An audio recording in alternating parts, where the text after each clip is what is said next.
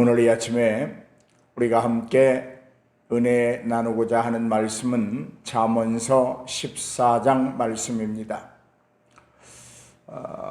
그동안에는 한 절 한 절 살피면서 10장까지 강의를 해왔습니다만은 이제 전체적인 한 장 한 장을 살피면서 은혜를 나누고자 합니다. 14장의 전체적인 주제를 정한다면 지혜는 주님에 대해서 말씀하고 있다라는 제목을 잡을 수 있습니다.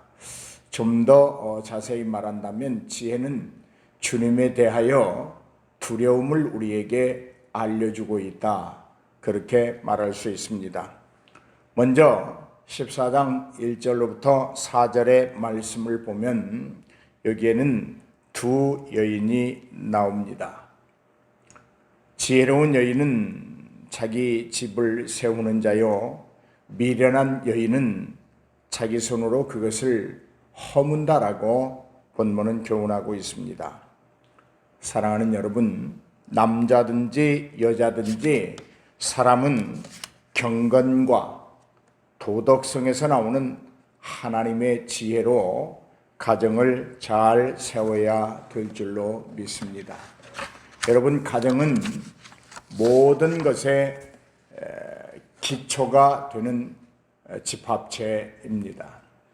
가정으로부터 사회가 형성되고, 가정으로부터 교회의 구성원들이 배출되고, 가정으로부터 나라와 민족의 일꾼들이 세워진다고 하는 사실입니다. 그러므로 부모된 자들은 자기의 가정을 지혜로 바로 세워 나가야 될 줄로 믿습니다. 그 지혜는 하나님의 말씀입니다. 흙의 도가니에서 7번이나 정제된 수는과 같은 그 하나님의 말씀, 인생을 살아가는데 흠이 없는 순결한 말씀, 가정을 세우는데 꼭 필요한 정결한 말씀들이 바로 하나님의 지혜입니다. 오늘 저와 여러분은 지혜로운 자가 되셔서 여러분의 가정을 바로 세워나가기를 주의 이름으로 권면합니다. 2절에 보면 정직하게 행하는 자는 여호와를 경외하는 것이고 패역한 자가 행하는 것은 오직 여호와를 경멸하는 것이다 라고 말씀하고 있습니다. 우리는 여호와를 경외하는 것 매우 중요합니다. 하나님을 사랑하고 끝까지 그를 존경하는 것, 공경하는 것 매우 중요합니다. 그러나 우리는 매 순간에 하나님 앞에 패역된 행위자들이 될 가능성을 가지고 살아가고 있습니다.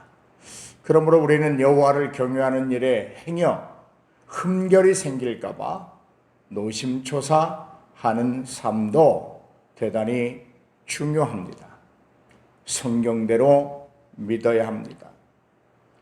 성경의 말씀을 따라서 바르고 정직하게 살아야 합니다. 하나님을 경외하는 자가 될지언정 하나님을 멸시하는 그런 자들이 되지 아니하기를 바랍니다. 우리가 일상에서 하나님을 멸시하는 행위들은 어떤 것일까? 하나님이 나와 함께하고 있다고 하는 것을 순간적으로 잊어버릴 때 위험합니다. 하나님이 모든 것의 주인이 되신다고 하는 사실을 잠깐이라도 잊어버릴 때 대단히 위험합니다. 하나님은 나의 전부가 된다고 하는 사실을 기억해야 우리는 정직하게 행할 수 있습니다.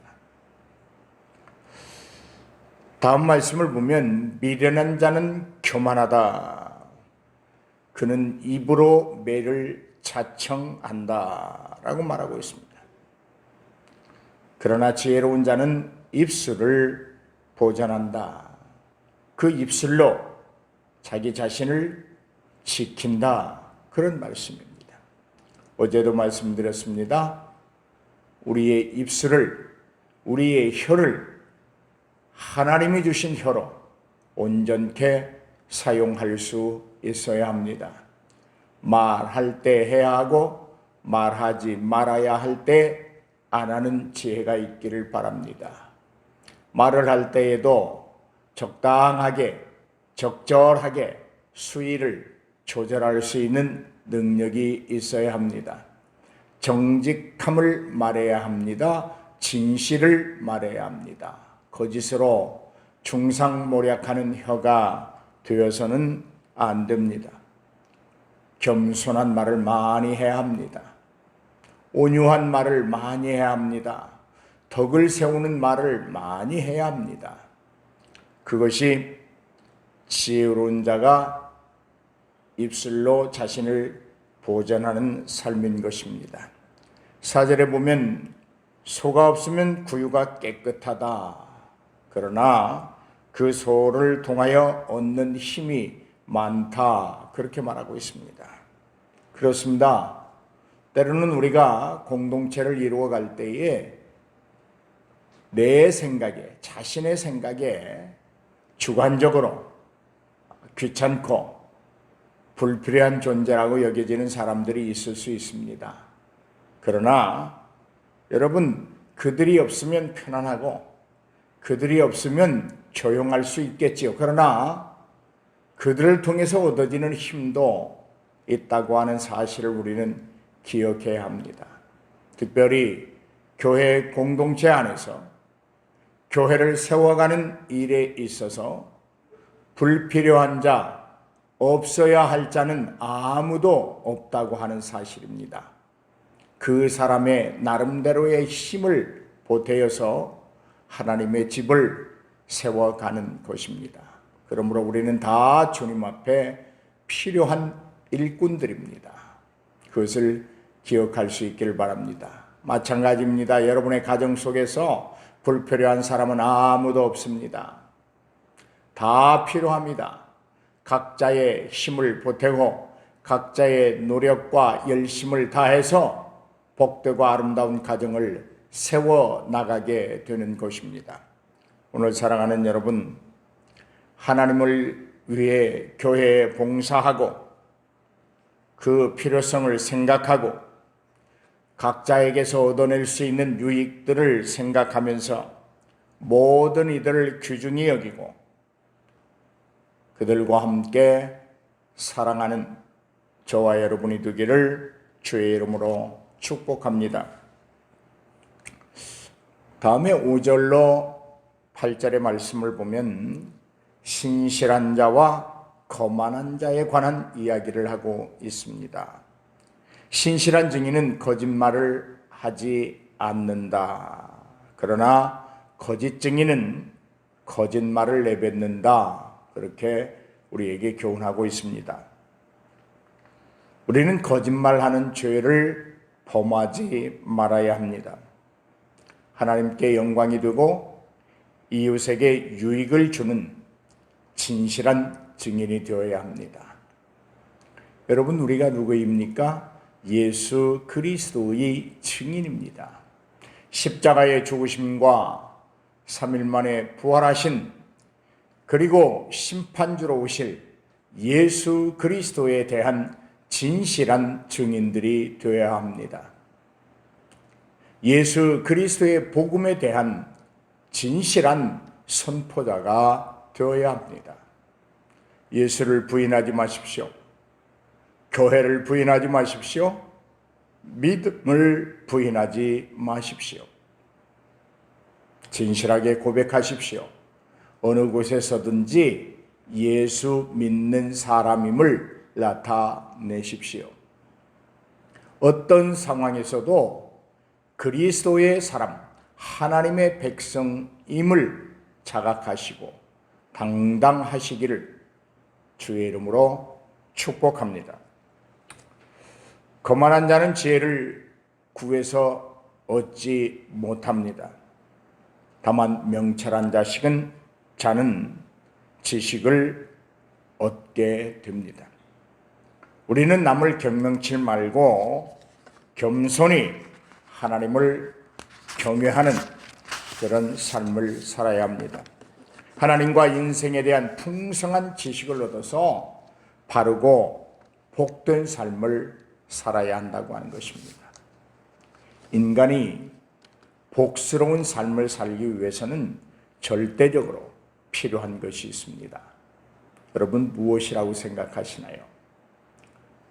저는 말씀을 근거로 해서 우리가 복되고 아름다운 삶을 살기 위해서 꼭 필요한 것 한 가지만 정하라고 한다면 하나님으로부터 오는 말씀의 지혜입니다.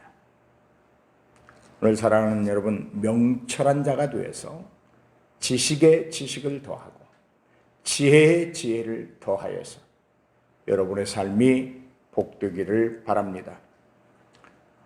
우리는 세상을 살아가면서 미련한 자의 앞을 떠나야 합니다. 죄인의 길에 서지 말아야 되고 악인의 꾀를 쫓지 말아야 됩니다.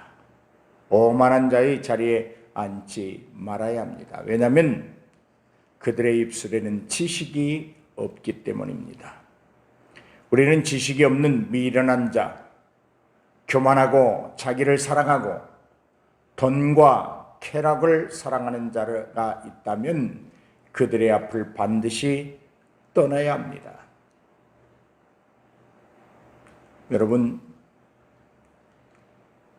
마귀들과 싸워서 이겨야 하는 것 당연한 일이지요. 그런데 할 수만 있으면 싸우면 피를 흘리게 되어 있습니다. 상처를 받게 되어 있습니다. 할 수만 있다면 지혜롭게 비둘기같이 순결하게 그들을 피하면서 각자의 의와 거룩함과 존귀함을 잃어버리지 않는 것이 더욱 좋은 방법이라고 생각해 봅니다. 슬기로운 자의 지혜는 자기의 길을 안다 그랬습니다. 미련한 자의 어리석음은 자신을 속이는 것이다. 그렇습니다. 우리는 하나님의 은혜와 지혜를 받아서 인생의 길, 즉 삶의 의미와 목적과 가치를 바로 알고 참되게 살아야 합니다. 지혜를 가지고 자기 자신을 속이는 사람은 정말 어리석은 사람입니다. 믿음이 있으면서도 불안해하고 두려워하고 떠는 자들은 정말 가련한 자들입니다. 하나님의 사람으로 무엇을 먹을까, 무엇을 마실까, 무엇을 입을까에 대한 근심과 걱정에 쌓여 있는 자는 정말 그 믿음이 성숙되지 못하고 미숙한 자의 자리에 있는 자라고 말할 수 있습니다. 그들은 늘상 불안합니다. 항상 두렵습니다. 당당함이 없고 담대함이 없습니다. 사랑하는 여러분, 여러분의 가치는 위대합니다. 여러분은 존귀한 분들입니다. 여러분들은 아무렇게나 살다가 그저 그렇게 죽음을 맞이할 사람들이 아닙니다. 하나님이 예수 그리스도를 통하여 핏값으로 사신 천하보다도 귀한 존재들입니다. 여러분의 가치를 높이 평가하십시오. 인정하십시오. 그리고 여러분의 삶에 주어진 삶의 목적과 의미를 분명하고 뚜렷하게 하시기를 주의 이름으로 축복해 드립니다. 여러분이 살아야 될 목적이 있다면 하나님을 영원토록 경외하며 그를 영원히 사랑하고 존경하는 것입니다. 여러분이 살아야 될 의미가 있다면 하나님의 나라와 의를 구하며 사는 것입니다.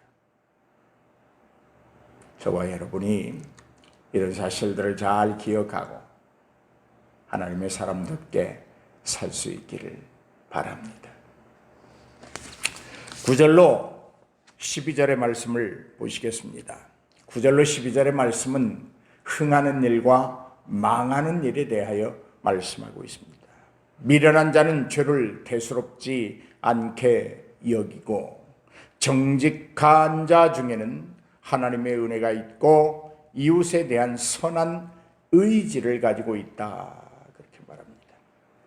미련한 자는 죄를 대수롭게 여기지 않는다. 지식이 없죠. 판단력이 없죠. 생각이 없죠. 그래서 아무렇게나 삽니다. 자기가 지금 행하는 일들이나 자기가 지금 행하는 말들이나 자기가 지금 바라보고 있는 것들이 죄악스러운 것인지 선한 것인지 아무런 생각이 없습니다. 판단력도 결여되어 있습니다. 그러나 정직한 자 중에는 하나님의 은혜가 머물러 있고 이웃에 대하여 선한 의지력도 가지고 있다고 말합니다. 하나님 앞에서 죄는 이 세상의 그 어떤 일보다도 중요하게 다루어야 할 문제입니다. 반드시 해결받아야 됩니다. 아니, 죄의 자리에서 벗어나서 의의 자리에 거하여야 합니다. 왜냐하면 하나님은 죄인들을 기억하지 아니하십니다. 하나님은 의인들을 생각하고 그들을 기억하시고 그들에게 베풀 것을 날마다 준비하시고 그들에게 주시기를 원하시며 그들을 영원토록 보호하시기 때문입니다. 사람은 죄를 지으면 망하게 되어 있습니다. 우리는 죄를 심각한 문제로 알고 오직 하나님 앞에서 경건하고 정직하고 선하고 진실하게만 살아야 될 줄로 믿습니다. 다음은 마음에 관한 이야기를 하고 있습니다. 마음의 고통은 자기가 알고 마음의 즐거움도 타인이 참여한다. 우리 마음속에는 마음을 고통스럽게 하는 주변 환경들이 쉽게 감각적으로 투영됩니다. 또 우리는 어떤 일들을 보면서 참 즐거운 마음을 가질 수도 있습니다. 내 마음은 나밖에 모릅니다. 그리고 하나님이 아십니다. 내 마음속에 있는 슬픔이나 내 마음속에 있는 즐거움을 다른 사람은 알지 못합니다. 오직 하나님께만 아십니다. 여러분, 혹시 지금 마음이 아프십니까? 누군가를 통해서 여러분 상처를 받으셔서 여러분의 마음이 찝찝하고 슬프고 아픕니까? 그 마음을 어디에서 위로받으시려고 생각하십니까? 혹시 이런 생각 안 드세요? 하나님 앞에 내 마음을 한번 쏟아놔야지. 하나님 앞에 위로받아야지. 이런 생각 드시지요? 즉시 행동하십시오. 하나님 앞에 무릎 꿇고 하나님, 내 마음이 아파요. 하나님, 내 마음이 슬픕니다. 위로해 주세요. 고쳐주세요. 치유해 주세요. 고백하십시오. 하나님은 들으시고 여러분의 아픈 마음을 품어주시고 여러분의 슬픈 마음을 위로하시고 여러분의 상처받은 마음을 싸매고 감싸셔서 가장 건강한 마음으로 바꾸어 주실 것입니다. 여러분, 내 마음이 아프고 내 마음이 슬프고 내 마음이 상처를 받는 경우가 있다면 역시 이웃도 똑같은 사람들입니다. 그러므로 우리는 조심해야 됩니다. 특별히 이웃을 대하고 성도들을 대할 때 조심해야 됩니다. 말하기 전에 3번만 생각하세요. 아니, 3초만 잠깐 머물고 내가 지금 이 말을 하면 상대방이 상처받지 않을까? 슬퍼하지 않을까, 아파하지 않을까 3초만 생각해 보세요. 옛날에 속된 속담이 있습니다. 찢어진 입이라고 아무 말이나 하면 안 된다라는 말입니다. 그렇습니다. 우리 타인의 슬픔과 아픔과 상처를 싸매고 위로하고 격려하고 고쳐내는 저와 여러분이 되기를 주님의 이름으로 축복합니다. 악한 자의 집은 망할 것이고 정직한 자의 장막은 흥할 것이다. 이렇게 말씀하고 있습니다. 사람들의 경건과 도덕성은 그 자신의 흥망과 생사뿐 아니라 그의 가정과 그의 사회의 흥망을 결정한다는 말씀입니다. 우리 개인도, 가정도, 사회도, 교회도 경건하고 정직하고 선한 자들이 모이는 집단이어야 합니다. 공동체이어야 합니다. 경건하고 거룩하고 정직하고 선하게 살아가는 것, 이것이 애국입니다. 경건하고 거룩하고 정직하고 선하게 살아가는 것, 이것이 신앙 생활입니다. 경건하고 거룩하고 정직하고 선하게 살아가는 것, 세상에서 망하지 않고 복된 삶을 살 수 있는 기초입니다. 오늘 여러분 속에 있는 그 믿음, 오늘 여러분 가슴 속에 와 좌정에 계시는 성령은 이 아침에 여러분에게 결단하라고 말씀하고 있습니다. 거룩해라, 경건해라, 정직해라, 선하게 살아라. 이 성령이 들려주시는 세미한 음성에 여러분의 귀가 활짝 열리기를 바랍니다. 이 말씀들을 아멘으로 받을 수 있는 마음들이 되기를 바랍니다. 혹시 그렇게 살지 아니한 부분에 대하여 지금 이 순간 부끄러운 생각이 드십니까? 더 이상 부끄러워만 하지 말고 하나님 앞에 당당하십시오. 하나님이 감찰하고 계십니다.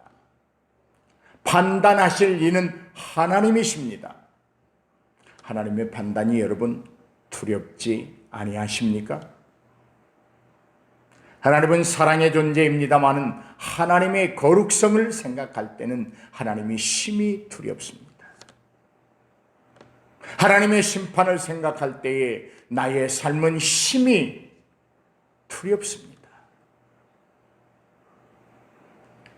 오늘 사랑하는 여러분, 거룩, 정직, 공의로움, 선함, 경건, 이건 신실한 하나님의 백성된 저와 여러분이 가지고 있어야 될 귀한 덕목들입니다.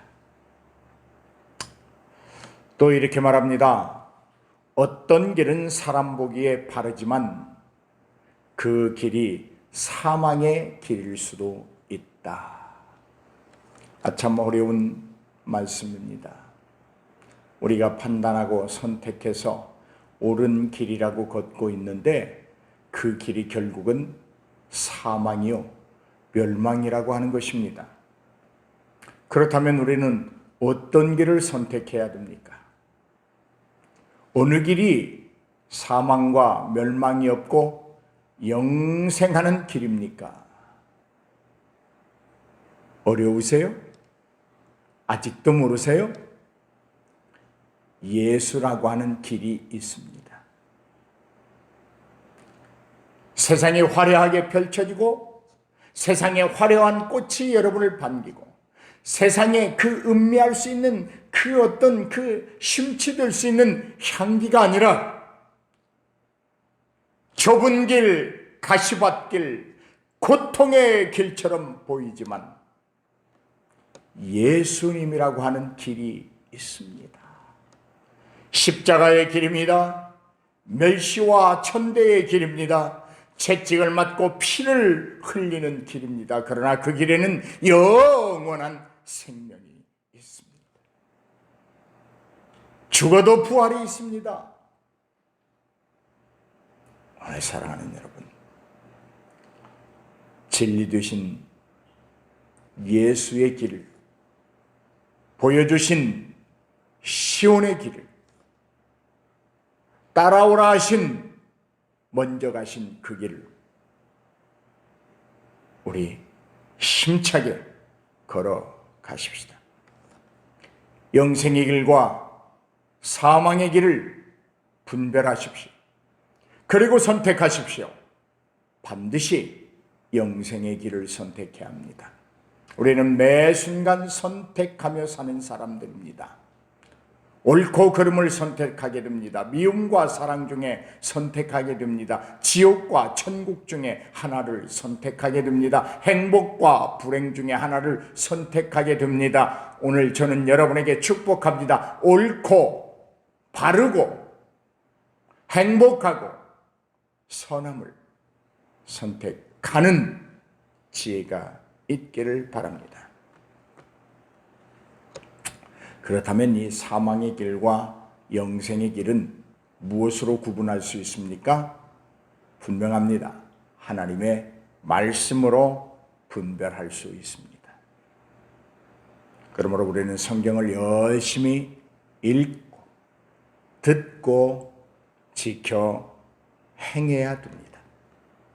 그것이 마지막 때에 복 있는 사람의 삶이라고 성경은 분명히 우리에게 말씀해 주고 있습니다. 세상의 가치관이나 어떤 세상의 풍조를 따르지 말고 오직 성경에 말씀하고 있는 하나님의 교훈과 가르침과 훈계와 징계를 통하여 우리를 다듬어 가야 될 줄로 믿습니다. 말씀을 결론으로 맺겠습니다. 여러분, 흥하는 자가 되시기를 바랍니다. 결코 망하는 길을 걷지 않기를 바랍니다. 여러분, 경건하고 거룩하고 정직하고 선한 삶을 살기를 바랍니다. 여러분, 다시 말씀드립니다. 잠언서를 강의하면서 많이 하는 말을 있습니다. 여러분의 입과 여러분의 혀를 다스리십시오. 절제하십시오. 아무 말이나 하지 마십시오. 수위를 조절하십시오. 때를 가려서 하십시오. 오늘 이러한 말씀들을 붙잡고 여러분 흥하는 인생이 되기 위하여 오늘도 말씀을 많이 읽고 보고 듣고 지켜 행하는 저와 여러분이 되시기를 주님의 이름으로 축복합니다. 축복합니다.